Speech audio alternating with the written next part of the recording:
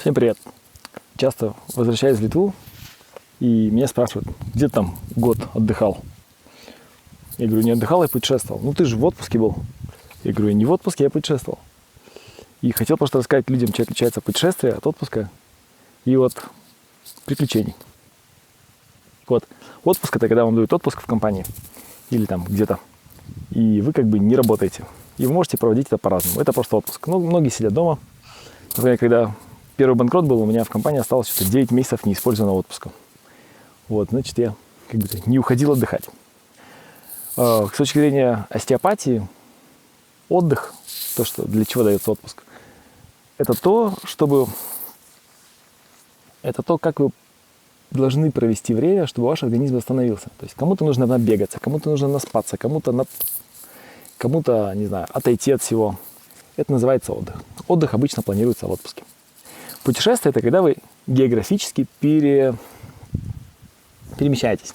Например, вы спланировали и путешествуете. Отпуск совершенно не противит тому, что он может быть и путешествием, но путешествие это подразумевает, что вы географически постоянно перемещаетесь. Там, хотя бы, там, не знаю, раз в недельку, раз в 2 недельки. Вы путешествуете.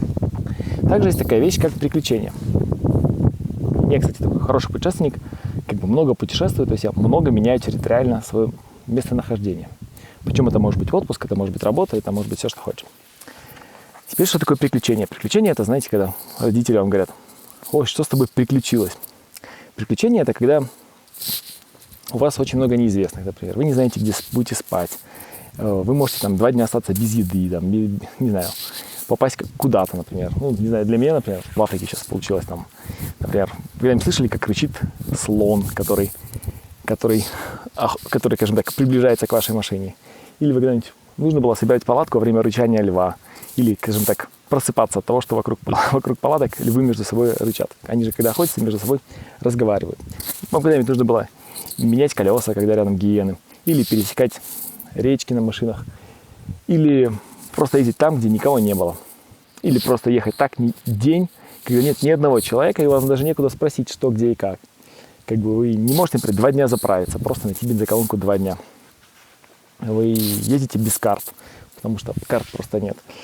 И вот это называется приключением, когда у вас куча неизвестных, вы не знаете, что будет дальше, и самое интересное, что даже не у кого спросить. То есть вы даже, нет того человека, у которого вы можете спросить. Даже имея интернет, вы не можете позвонить маме, другу, папе, там, кому хотите, там, работнику, гиду, кому хотите, он просто никто не знает, как это будет. Вы просто пытаетесь сделать то, что ваше ближайшее окружение не сделало. Конечно, вопрос, может быть все сразу, конечно, это может быть отпуск. Отпуск может круто сочетаться с путешествием и может сочетаться с приключениями. Но из всего этого приключение, наверное, самое классное, потому что это, скажем так, куча адреналина, не обязательно адреналина, куча испытания себя. Для каждого приключения это разные вещи. Для кого-то приключение может быть просто, если он боится открытого пространства, для кого-то приключение может быть просто выйти из дома. Вот. Поэтому я очень много путешествую, очень мало в отпуске.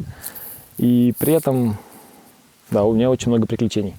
И что хотел сказать, что часто меня люди спрашивают, или там члены команды, или там родные даже, там, хватит отдыхать. Я говорю, когда вернусь, там, сейчас уже через год, наверное, как вернусь, я говорю, когда я вернусь, посмотрим, кто из нас отдыхал по результатам. Вот.